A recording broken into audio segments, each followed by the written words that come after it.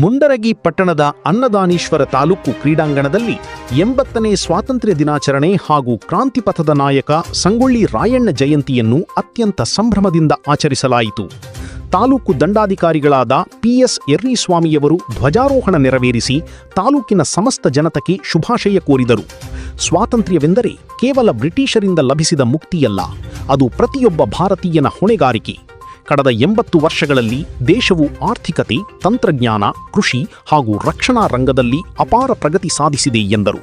ಮಹಾತ್ಮ ಗಾಂಧಿ, ಸುಭಾಷ್ ಚಂದ್ರ ಬೋಸ್, ಭಗತ್ ಸಿಂಗ್, ಕ್ರಾಂತಿವೀರ ಭೀಮರಾಯರ ತ್ಯಾಗವನ್ನು ಸ್ಮರಿಸಿದ ಅವರು ದೇಶ ಕಾಯುವ ಸೈನಿಕರು, ಪೊಲೀಸರು ಹಾಗೂ ರೈತ ಕಾರ್ಮಿಕರ ಶ್ರಮಕ್ಕೆ ಗೌರವ ಸಲ್ಲಿಸಿದರು.